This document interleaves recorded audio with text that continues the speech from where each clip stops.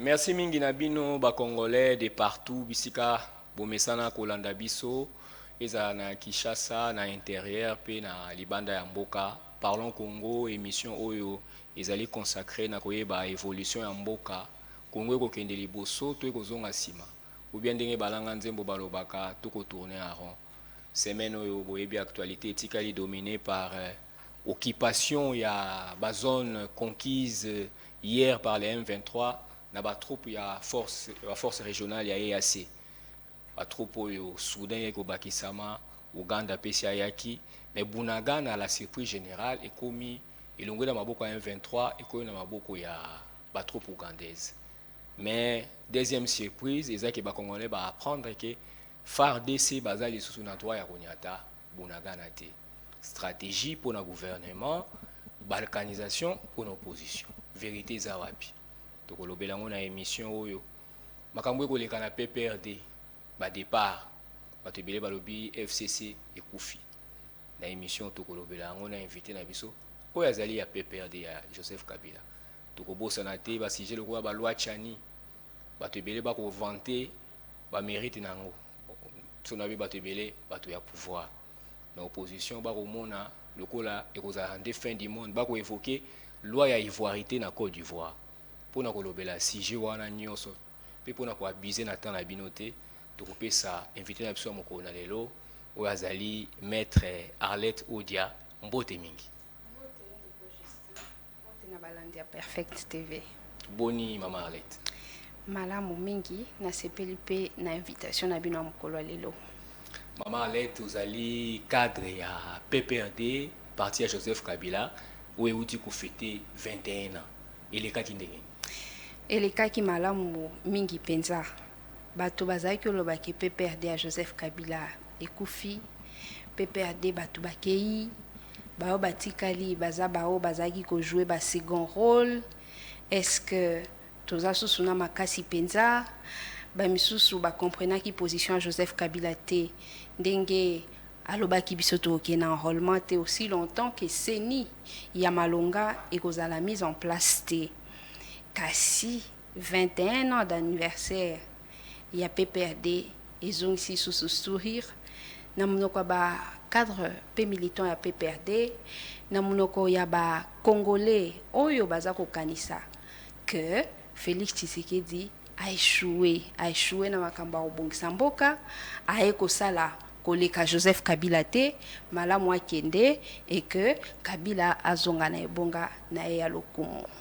Maman Arlette yebisa biso PPRD nana ngwatika lisuku na PPRD balobi bato ebele bakei kutu koloba kaka te me biso mo pe to komona batunda ya kasende baboshabe nana ngoso atika likuna na PPRD balobi PPRD kufi. Initiateur ya PPRD eza Joseph Kabila. Asali 18 ans na pouvoir. Tango azwaki pouvoir, PPRD botamaki nanu te. Ça veut dire ba o bayaki pe bakei, bango te nde ba créaki PPRD. Bango pete na ngena loba mingi. Ba o bakendaki. Bango te nde ba mema Joseph Kabila na pouvoir. C'est kata so bakei. Ndenge moko Joseph Kabila azwaki pouvoir ndenge pe akozwela ngo sans force na bango sans apport na bango. Donc Kabila est moko alobaka qui n'avait pas plus de 15 collaborateurs malgré azaki pas plus de 15 bons collaborateurs malgré azaki na ba collaborateurs ebele et bon so ebakei mabeza wapi yoko minimiser mutu lokola boshab rôle na eto yebi lumanu rôle na eto yebi bato ebele rôle na bango to yebi yozolo bataba kei za ngwelo côté batu na kati ya parti politique baza ba pièces interchangeables. Il y a personne qui soit indispensable. Personne. Bato bo bando benga lobi ba kasik. Kasi balakisi ke ba ko servir parti te. Ilo ba ko biloko pam. Ba ki ko servir parti te. Na mbonge ya mukie kaka. Oyo ebeti essoufflé na kati ya mboka dictature et na nzela UDPS au sommet de l'État et bomi ba parti politique nyonso au lieu que ba vrai militant babundela parti babundela mboka pona ko telemela violation ya mibeko ko telemela dictature bango wana balandi ngambu ya dictature balandi ngambu ya ba violation ya loi bato wana baza ba personne malhonnête kosala politique eza eloko ya bato o baza honnête soki mutu aza honnête te ata sala kombo malamu tika ya kende tosala politique na ba oyo ya solo bako défendre mibeko ya mboka oyebi lelo oyo na kati ya gouvernement combien de bato ba changer parti politique alors que baza na kati ya gouvernement parti songolo etindio na gouvernement okomi kuna na kati opesi parti wana mukongo o créer parti na yo moko okokamwa soki mutu aza na kati ya opposition alongwa créer parti na ye eza mo PPO Félix Tshisekedi na IDPS ba memeli biso na mboka bokamwa te e biso tokobunda pour que makambo wana nyonso esila balobi eza pour Joseph Kabila tika na ye politique akipaka na ye bino te po ni bokenda kotambola na kombo na ye atika na ye politique akipaka na ye bino te babi bokutanaka te akipaka na ye makambo na bino te bozaka bino moko bokoma kodiembela kombo na ye na banzo oyokaka makambo wana balobaka mpo na bino mbisi asepelaka kaka soki aza na kati ya mai e moi politique asepelaka kaka soki aza na kati ya politique soki azosala susu politique te Joseph Kabila yebisanga kosala nini ata babi akoma fermier babilanga na ye wana en tant que citoyen mais ayambaka mpe sous bino te mais après ça déjà vision photo ya bino na Kabila na biso moko pe tosepelaka bongo entretenir mythe mokonzi ya mboka ebongi azala mythique mokonzi soki aza na mythe te akomi jouet d'accord lelo oyo accessibilité ya epa ya mokonzi ya mboka Félix Tshisekedi eza facile tout le monde aza na kati ya téléphone na ye na ba message na ba appel ya mokonzi ya mboka pas de mythe mboka ekiti valeur na miso ya bato et biso tosepela bongo que Joseph Kabila apesa déjà vision nzambe nde mutu apesaka mutu mayele ya okamba mboka soki ye aponi Kabila biso pona nini tokoboya kolanda Kabila tozolanda ye parce que biso toza na elikia ke likabo oyo nzambe atie na kati na ye eza ya solo oyo akotonga mboka pe elongo na Joseph Kabila tokotonga mboka Congo.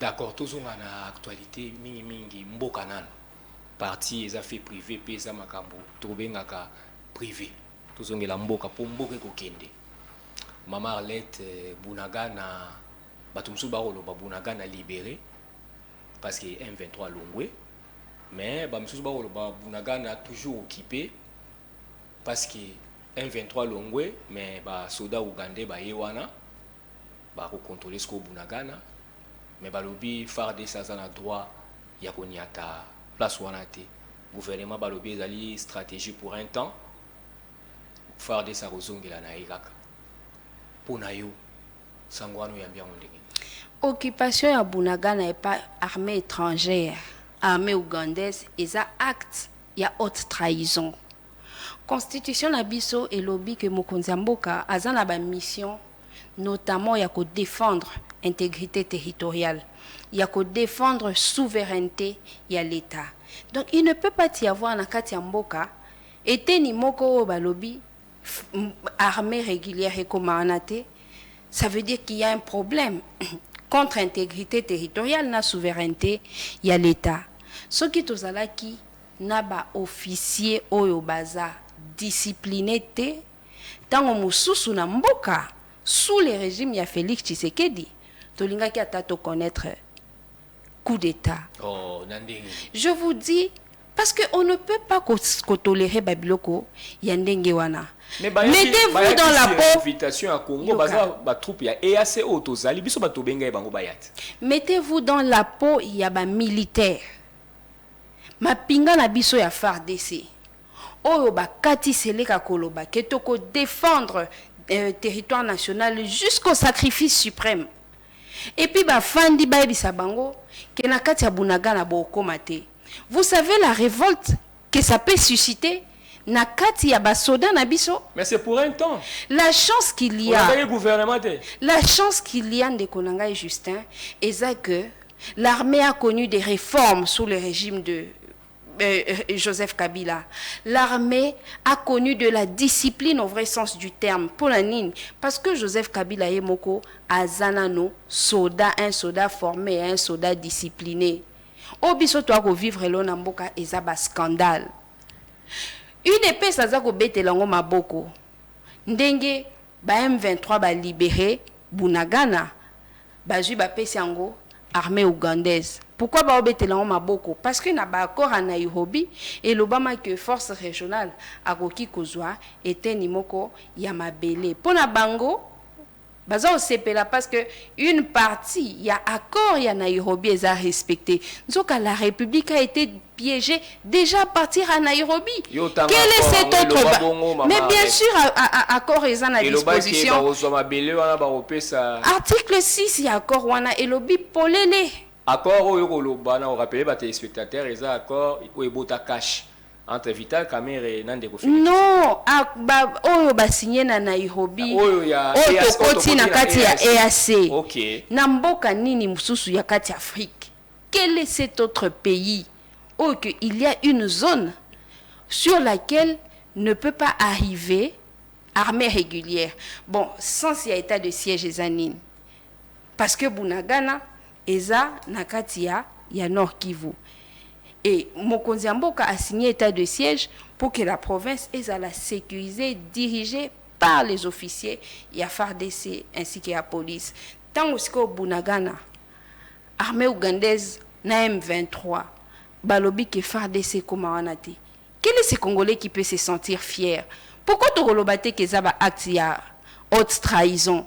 Tout le monde est mal à l'aise, même les magistrats, même les députés, parce que charge à Mboka, et ça quand Mokonzi Mboka ndame makangote, et ça tout citoyen congolais na esika oyo azana etinda, un magistrat, baza wana pona ko juger, ba député ba wana pona ko défendre la population, ndenge na ndenge. Alors quand on voit Bunagana être occupé par les étrangers, ça nous met tous mal à l'aise, et on ne sait pas ce qui ba baza o kambamboka ba salani. Maman Alette, vous allez dans le gouvernement. Congo est allé diriger. Ceux qui bakonzi ya mboka na yo, ba en opposition. Ba ebisi OK, ils allaient stratégie pour un temps. To ko zwa mabele wana FARDC sa kokota, mais siko na nte. Et là, on est poussé au bout de la tous à la négativiste et le lingo dans la platoire. Et ça négativisme et ça réalisme. Bango ba bengi ngo stratégie biso toza ko ebisa bino ke ba tomber na piège.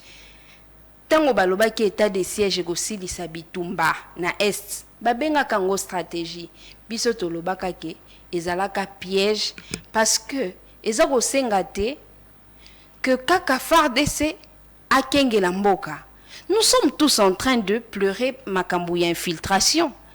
Même si à tort, balobaka infiltration, et ça n'est pas Joseph Kabila. Tout le monde sait. James Kabaré, chef tout le monde sait. Waneza Makambouya musée. Tout le monde sait. Banani bazaba auteur ya infiltration na kati ya FARDC na biso. Banani. À l'issue accord il y a 2004, où EPC ememi biso na Sun City, où ememi biso na régime il y a 1+4. Bandeko parmi les 4 vice-présidents, au bazalaka accompagné na ba étranger. Bazaka obligé à récompenser ba étranger wana. Ba se retrouver na kati ya armée na biso. Les infiltrés venus du MLC, les infiltrés venus à ba RCD, les infiltrés venus par-ci par-là. Oh. Est-ce que il faut que Bango bakende susko kengele la biso mboka? Nous avions dit que l'administration civile, il fallait qu'elle continue, mais bah renforcer kaka FARDC, togotia hors état de nuire, bah onyonso balingi ko aliéner pe ko occuper injustement territoire congolais. Ils ne nous ont pas écouté, bah benga ki ango stratégie. Mais est-ce que balobela sous état de siège lelo, baza ko lobela ngote? Maman Arlette, tout tika la sécurité wana.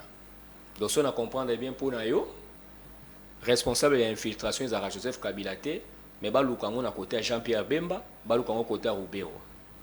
Mais ce que Jean-Pierre Bemba a outil côté na gouvernement, tout changer quelques chapitres malgré que ça continuité pour nous relever la remaniement. Jean-Pierre Bemba c'est quoi azui défense. Na bakambo ya Bunagana o. Batu belé basali feti balobi lokwa yewana ali mwana mboka des pères et des mères pe azana passé moko ya ba militaire attaque azaki chef rebelle makambo wana ekosila po ayebi bitumba ezani ba sentiment na bato ba impression na ezani.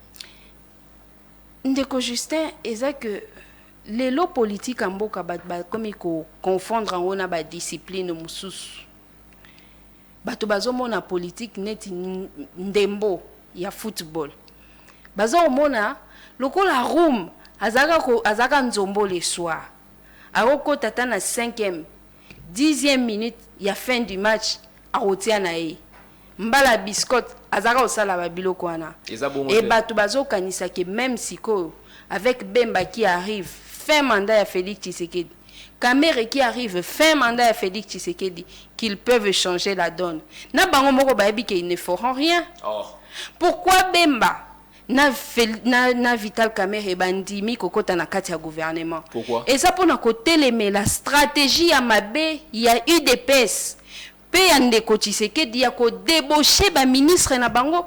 Tango baza kokota na kati ya gouvernement. Oyebi na gouvernement na biso. Je suis un acteur politique, naza ko sala analyse. Okay. Permettre bao baza ko landa biso ba comprendre idée obsotara ko pesa bango. Ndeko Félix Tshisekedi a yé na pouvoir. Azala kaka na 32 députés. Avec 32 députés, il ne pouvait pas constituer un gouvernement. Il ne pouvait pas être majoritaire na kati ya majorité parlementaire, dans il y a une alliance politique. Et qu'est-ce qu'il a fait? Et ça a instauré politique, il y a débauchage. Abandi ko débauché dans il y a FCC. Alors que tozala ki na ye na Kabila na alliance, il y a gouvernance. Ndeko Tshisekedi na eu des pèses babandi ko débauché na il y a FCC. Et ils l'ont dit publiquement. Balobi la majorité s'est effritée. C'est que bazako beta tolo keto débauché na famille politique ya Kabila bazako beta maboko. Yango babemba baye. Joseph Kabila alobi wana c'est une anti-valeur. C'est une violation ya ba principe na état démocratique. Biso FCC to travailler lisusu na Félix Tshisekedi te. Félix Tshisekedi alobi nazo sala ba consultation présidentielle. Boya na cité de l'Union africaine, toya ko débattre sous makambo mboka. Joseph Kabila a dit non. Na ba consultation wana. O asali mabel lelo, asala ngo pelobi. Qui a trahi aujourd'hui trahira demain. Comment mokonzi mboka a beta tolo? Il y a débauchage. Abeti tolo. Il y a évincé famille politique et puis naza ko benga ngo stratégie politique. Naza ko lela te parce que ceux qui zaki ko lela, olinga mona biso petonga to totikala na Félix Tshisekedi na katia, il y a union sacrée. Lelo yoka. Lelo a continué la même stratégie. Débauchage au basalaki na katia FCC alors qu'ils étaient en alliance à Saliango et pas à Moïse Katumbi. Comment vous pouvez comprendre qu'Endeko Moïndo Zanga a continué un gouvernement comme un délégué ensemble, a commis na katia créé parti nae? Est-ce qu'un membre du gouvernement a continué un gouvernement d'abord a continué l'Assemblée nationale na mandat électif y a parti na famille politique? A continué un gouvernement na mandat nominatif y a famille politique. Mais à quel nakati a créé parti politique nae? C'est une stratégie à débauchage. Ndeko la ministre y a affaires étrangères Lutundula, la même chose. Bah débaucher na kati a une famille politique en alliance avec la famille politique du président de la République. Donc pas Bemba na Moïse Katumbi na Vital Kamere, c'est de la même chose. Tu connais aujourd'hui les relations tendues entre Ndeko Mayo na président Vital Kamere na bande comme sous ya INC. Pourquoi? Parce qu'il a, d'après plusieurs langues, été débauché. Et auquel il ne se pas bâti. AFDC en alliance avec l'UDPS, va débaucher Panaye, Madame Kainda. À reconnaître sous que AFDC est indaki. Alors, Moïse Lelo Oyo, Vital Kamere, na Jean-Pierre Bemba Babi, au lieu de continuer à la victime, il y a un débauchage. Mais tu occupes Kotika, tu sais que dit parce que il faut continuer à contrôler le pouvoir. Bakoti na gouvernement pour empêcher UDPS à continuer à détruire le parti politique na bango. C'est le choix qu'ils ont fait. Joseph Kabila avait fait un tout autre choix. Il y a comme Félix Tshisekedi a débauché na kati ya parti, s'il vous plaît. Comme Félix Tshisekedi a débauché na kati ya famille politique ya FCC, to travailler na eli sousouté. Bemba na Kamere, ils ont fait le choix de dire le quoi Félix Tshisekedi a débauché na kati ya ba parti politique na ba famille politique ba ko sala alliance na ye biso to koti pour to empêcher. C'est un choix. Mais ekozala solo tetan oyoko loba que Joseph Kabila a débauchaka. Bruno Chibala par exemple Ezebele. Oui, balobara débauchage quand dédoublement ba parti politique. Débauchage d'abord ezani. Débauchage ezatango poza ko faire changer mutu camp politique alors que azana mandat. Il y a parti politique mosusu. Bruno Chibala Azaki moto UDPS. Ça c'est une vérité. UDPS c'est tindaka na primature. Attendez. UDPS c'est zalaka partie prenante na accord ya Senko. C'est ce que vous oubliez. Tout le monde sait que UDPS azaki d'accord pour na kokota na gouvernement. Mais ba boya stratégique ya président Kabila il y a 3 noms. Joseph Kabila senga UDPS tinda 3 noms. Toko nommé premier ministre na kati ya 3 noms. À l'époque, souvenez-vous, Félix Tshisekedi a boyi. Alobi makambo 3 noms ezate yemoko, il faut la nommer premier ministre. C'est de l'histoire. Ça date d'il y a quelques années seulement. Na banal politique yamboka. Donc ba oyo nyonso, ceux qui okoloba débauchage Kabila salaki, ceux qui kaka ba membre ya ba député IDPS o ba kotaka na Assemblée nationale. Kabila a tiaka ba na kati ya gouvernement. À l'époque, il pouvait même le faire. Pourquoi? Parce que Etienne Tshisekedi a boya kabakota na assemblée. Étant bakoti na assemblée, bakoma elokola, ba brebis sans maître, sans berger. Mais malgré ça, Kabila respectueux des textes, atikala ko débauché bangote, ba oyo ya IDPS ba ki ko se retrouver na kati ya gouvernement ya Chibala. Ezalaka à l'issue d'un accord. Les débauchages, c'est une anti-valeur. Dans un État démocratique, il faut que soit combattre yango. D'accord. Maman, tu as un dossier. Mais tu as un dossier où tu as cristallisé attention. Puis tu as maquillé les par-ci par-là dans Mboka, loi Tchani. La bande a débat par-ci par-là, moi, manifestation. Tu as un cas militaire qui est métis, la marche. Il y a un politique. Lecture na yo pe makanisi na yo po na loi Tchani ezali malamu to ezali mabe. Mboka etambolaka na mibeko ememaka ba réforme, mibeko esimposaka kasi mobeko ezalaka mabe soki eza ko viser ba individu o babengaka na français une loi personnalisée, alors que caractéristique ya mobeko il faut ezala impersonnel. Soki est disqualifié yo et disqualifié yo na ndenge te ya yo moko et disqualifié bato nyonso ba ko se retrouver na même cas. Kasi na o etali loi ya Noël Tchani to moni ke baza ko cibler ba individu neti nani ba cibler nani ya liboso nanu il faut koloba loi oyo etali nationalité eroki kolobela makambo ya présidentielle te oyo elobelaka présidentielle eza loi électorale. Ce qu'on déjà une loi loi sur la nationalité. Na kati nango lobeli makambo ba élection, c'est une loi incohérente. C'est une loi où ils ont violé mibeko mususu o ebotamaki liboso et c'est une loi où il faut batnyo so batelemela. Yango na yoki ndeko moko ya biso ya politique niko maengele kolobake. UDPS a même biso na stratégie à imbécilisation collective. Babiloko eza incohérente. Comment na kati ya loi ya nationalité bakoki kolobela makambo ya élection ezalate na Congo ezalate pe na bamboka mususu.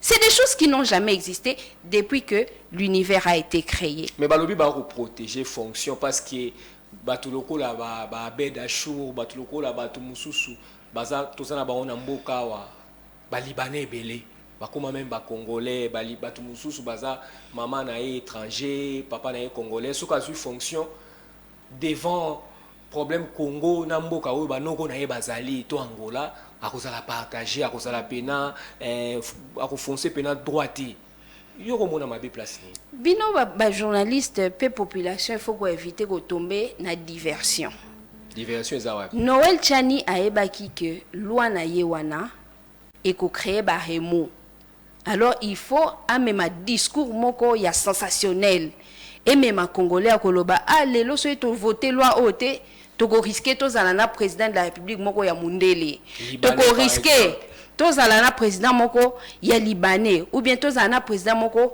ya mboka mususu depuis Congo eza Congo totikala ozala na président ya étranger te alors qu'à l'époque ba congolais topé ba zaïrois tozaki na maturité à makasité démocratie ezalaki nanu trop jeune lelo démocratie ekoli population a comme une maturité. Qu'est-ce qui peut pousser les Congolais à voter un étranger? C'est impossible. Ça ne va pas arriver. Politique est patient. Mabeka po IDP c'est comme si on welo kwa pété. Mutunyo sona ba obabeta rabakop na coin. Akomo kotaka na politique ba ke ko voter. C'est parce que comme yelo kwa pété. Et comme yelo la blague. La politique c'est eza domaine ya haute intelligence. Oui, professeur Mbatate, oui, professeur Bazakunate. Okoloba ke bazaka bata bongo bongo. Kota la kombote.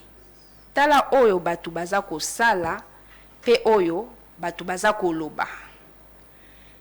Toza vraiment na processus et imbécilisation collective, ce qui toza komi kotsa na kati ya ba diversion. On doit éviter la diversion parce que tout débat politique s'est fait accompagner de la diversion. Alors ceux qui ont esprit esprit faible au sutuka, ba égaré on a raisonnement. Donc les vrais voilà, pe ba leki. Donc les vrais problèmes est ailleurs. D'accord. Toti kala kaka wana parce que toza na élection. Kolobela débat ou bato akana yo na koloba opposition parce que l'opposition est plurielle. Atako euti na FCCT débat ou euti na opposition. Transition sans Félix Tshisekedi. Li solo wana na banzo kolanda ko mama Arlette.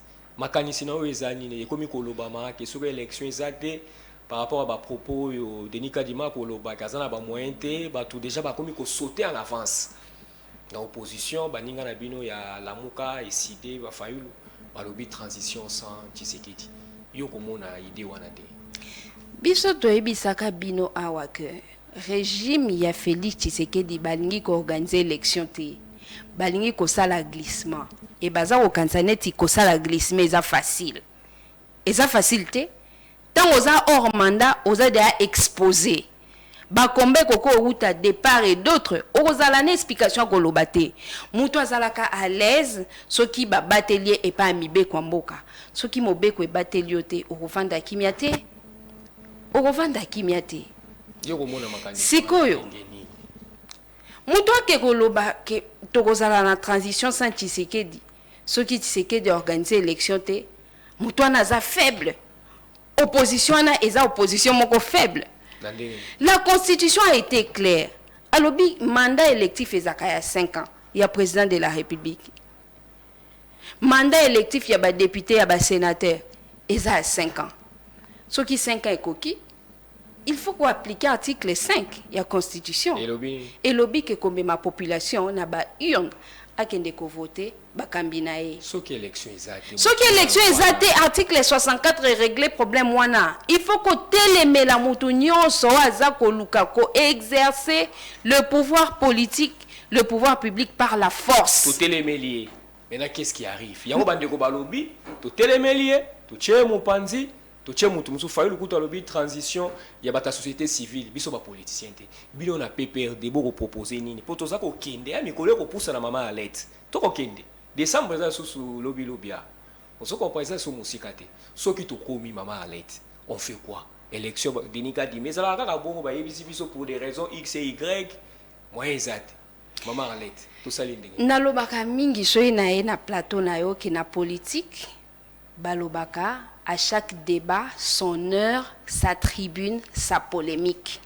Na minute au débat ezanine que élection il faut salema na décembre 2023. Ce qui est ça limité, tu dois appliquer l'article 64. Après avoir appliqué article 64, ndé moment wana ndé tokofanda po totalake na minute toko sala ndenge nini. Mais jamais tokoloba que ce que l'élection est limité toko banda transition. Wana kozala neti même biso opposition toi ko se moquer na population et comme la deuxième fois. On peut pas duper le peuple deux fois. Déjà à l'époque, il y a Kabila, l'élection il fallait ça les en 2016 et ça les en 2018. L'icolo kakayaba inconstance il y a opposition politique. Token d'élection tokotana nous na transition pour que permettre tous au moins bon pour que bien à élection. Et comme la deuxième fois et togoyebi sa population a télémé la deuxième fois wana parce que et comme habitude c'est que bakambinyo so bakoya ko kamba mboka ba yana logique que ata 5 ans et koki toxil to l'élection te na transition c'est une anti-valeur et biso na peut perdre toi au télémélango FCC a boyi makambwana élection en 2023 ce que l'élection est limité article 64 nous allons empêcher toute personne ou tout groupe de personnes à exercer le pouvoir en violation à la constitution. Maman Arlette odia émission sili metoko sili sa yango na mutuna ya suka ya férié oyo ya sika uti ko bakisa na mboka na lingai na bosa na yango. Na ba jour férié to komi na jour moko to tcheli Simon Kimbangu tata moko za auto seigneur ordonnance ezaki promesse à salara kala époque moko bato baseka kai o mais ces promesses les lois ko kisi promesse ango yo yambi sango wana ndenge to komi tuna nanu Simon Kimbangu azalaki nani. Simon Kimbangu aza un citoyen extraordinaire et exceptionnel oyo tozala na ye na kati ya Congo. Mais comment les politiques se comportent par rapport ya combat ya Simon Kimbangu. Ce qu'on a PPRD, au coup na kati ya salle na biso de réunion ya munene. Photo ya munene ya Simon Kimbangu parce que biso bakabiliste, biso PPRD, biso FCC, toebi importance ya Simon Kimbangu. À chaque fois que tozo ko mener combat politique toza ko se réunir na kati ya siège na biso to mona kapé toza ko ta la photo à Simon Kimbangu. Simon Kimbangu aza mutu o azala valorisé par Joseph Kabila o a organisé un procès à titre posthume o ba akita na ba charge nyonso o ba condamna kaye à l'époque. Alors toza na intérêt ya komona ke combat na ye ezala cristallisé à travers un jour férié. Donc, c'est peli. Et ça logique. Bon, remercier tata moko. Et ça logique que tu reconnaître combat ya Simon Kimbangu. Mais nandenge oyo Félix Tshisekedi a saleli yango pe régime na ye. Oh. Et ça lo lenge moko te o eza kotia valeur na combat ya Simon Kimbangu. Le problème n'est pas seulement ya kotia férié. Le problème est aussi il y a que valoriser l'église Kimbangis. Tant qu'on veut pour faire jouer rôle, il y a tricherie pour la mise en place, il y a sénie. Boza ko faire jouer ba rôle moko opo et ko fingi sa bango na katia. Ça accusation grave maman. Et ça accusation grave, ce sont des choses que les Congolais savent. Ça date d'il y a quelques jours seulement na ba anal na biso ya mboka. Yo yebi tan o Denis Kadima à leki. Comment même ba journaliste bozaki ko traiter église Kimbangis, bobi église Kimbangis c'est toujours utilisé par le pouvoir pour na ba viser électoraliste, pour na quoi soit illégitimement ba pouvoir ou eza contester. Alors bah et fingi ça église Kimbangis eza ko ternir même l'image ya férié le 6 avril. D'accord. Joseph Kabila a yebi valeur ya Simon Kimbangu biso na PPRD to yebi ango peto immortaliser bango na beloko lelo ko kende na siège à parti attendez na fandi boy. Est-ce que y na siège a IDPS photo ya Simon Kimbangu ezali photo ya Simon Kimbangu ezate mais na pouvoir a IDPS nde ba pesi jour férié na Simon Kimbangu tout ça lango débatté parce que l'essentiel est fait mais en plus il faut Congolais ayeba ce que pense Joseph Kabila de Simon Kimbangu asali babiloko moko oyo ke revaloriser mémoire ya Simon Kimbangu na kati ya mitu ya ba Congolais. D'accord. nde boye tosilisi émission na biso ya mokolo ya lelo na mama Arlette Odia bocomprendre ke tozalaki na kabiliste ya solosolo mpe patente na plateau akosala 3 mètres te sanki atanga baevre ya mwana mboka Joseph Kabila mokonzi na ye. To remercier équipe technique oyo akompagnaki biso, Emmanuel Mbui, Belgodor Mutombo, Luison Kiasi, totombeli bino mokolo malamu na ba famille na bino, tokutani mbala sima. Bye bye.